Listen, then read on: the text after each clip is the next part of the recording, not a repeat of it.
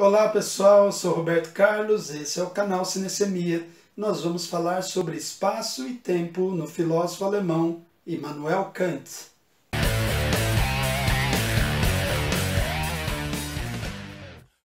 Kant chegou à conclusão que o espaço e o tempo são as formas principais da nossa sensibilidade, pelas quais nós captamos tudo o que existe fora de nós e também dentro de nós. O espaço é aquilo que nos permite captar as coisas externamente e o tempo internamente. Sem o espaço e o tempo, nós não teríamos nenhuma noção do mundo fora de nós. Nós podemos tirar tudo do espaço, menos o próprio espaço. Nós percebemos as coisas no espaço e existimos no tempo, em três tempos, passado, presente e futuro. Vamos falar sobre isso em dois filmes, começando com Predador, de 1987, para falar da noção de espaço. Arnold Schwarzenegger interpreta o Coronel Dutch. Ele é o líder de um grupo de soldados que são enviados para fazer uma missão especial na América Latina, mas lá se deparam com uma criatura em meio à floresta, um predador alienígena que tem poderes muito superiores aos daqueles soldados, e principalmente ele é invisível.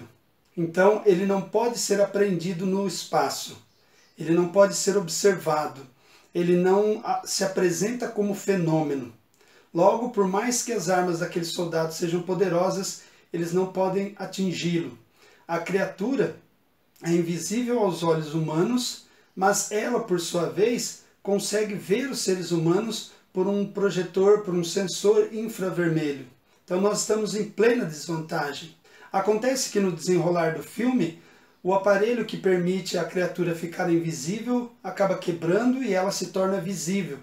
Ao mesmo tempo, Coronel Dutch se torna invisível porque ele tem o seu corpo todo envolvido pela lama, que consegue conservar o calor, e aí a criatura que não consegue mais enxergar o Dutch. E aí a coisa muda de figura, né? O jogo de forças se inverte. Ora, percebam então que a trama do filme se dá por conta de uma diferença da percepção sensorial, à medida em que leva uma vantagem em função disso. É claro que depois o filme vai se desdobrando, em algum momento os dois se tornam visíveis um para o outro. Ou seja, quando os dois se dão a perceber para o outro, eles se tornam fenômenos, segundo Kant. Antes, eles eram apenas algo metafísico, porque aquilo que é invisível, aquilo que a gente não consegue perceber, quase que literalmente isso não existe para nós. Somente a partir do momento que eles se veem, aí eles vão para um confrontamento físico direto, aí o filme se torna comum. Podemos dizer que aquilo que os olhos não veem, as mãos não podem combater. Mas a partir do momento que os olhos veem, aí tudo se torna mais previsível. Então, no momento que eles se tornam visíveis, o jogo se torna apenas um antagonismo de forças e de instintos de sobrevivência. Em outras palavras, é uma simbiose de ação que reúne inteligência, intuição e instinto. E aí, claro, homem versus criatura, aí vocês precisam assistir para ver o que acontece. O outro filme é 13º Andar, de 1999, trabalhando a questão do tempo e um pouco também o espaço. Douglas Hall, interpretado pelo Craig Bierko, trabalha para Renan Fuller, interpretado pelo Armin Stahl. Ele lidera uma equipe de cientistas que realizam um experimento revolucionário no 13º andar de uma grande corporação. Esse experimento vai, entre outras coisas, permitir que as pessoas possam viajar no tempo a partir de uma transferência de consciência. É como se eles fizessem um download. O corpo fica numa sala, mas a consciência dessa pessoa é transportada pelo tempo. E vamos dar o exemplo, década de 50, então em algum ano, em algum lugar da década de 50, a consciência daquele homem vai entrar no corpo de uma outra pessoa, lá no passado. Essa pessoa vai estar como que adormecida, anestesiada, né, num coma, enquanto que essa consciência vai viver a partir desse corpo. Então é uma premissa bastante complexa, a gente vê também, consegue perceber, uma transição através das fronteiras do mundo real e do mundo virtual. Porque se trata ali de um sistema de computador, como eu disse, como um sistema de download, é muito parecido com o que acontece quando a gente adentra o espaço da internet, o chamado cyberespaço. No filme, isso provoca o quê? Uma crise de identidade, porque aquela pessoa do passado tem a sua vida bloqueada, paralisada, enquanto que a pessoa do futuro passa a viver a partir do corpo dela. Então aí há uma crise de identidade, não é?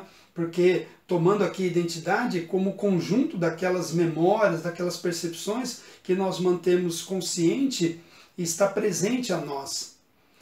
Por outro lado, a gente pode ver a questão do espaço e do tempo, porque há uma reflexão aí, uma certa manipulação tanto do espaço, porque a pessoa vai para um outro lugar, e também do tempo, que a pessoa vai para um outro período.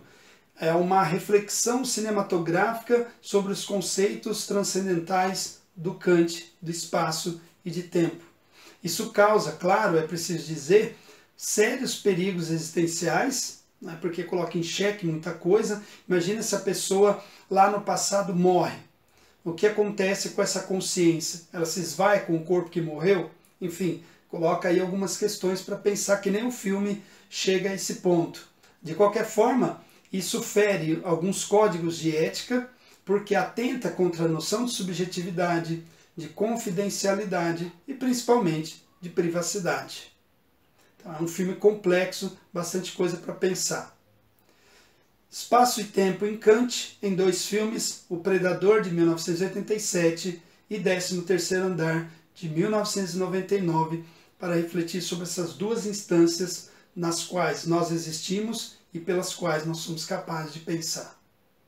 É isso aí, nos vemos na próxima. Valeu!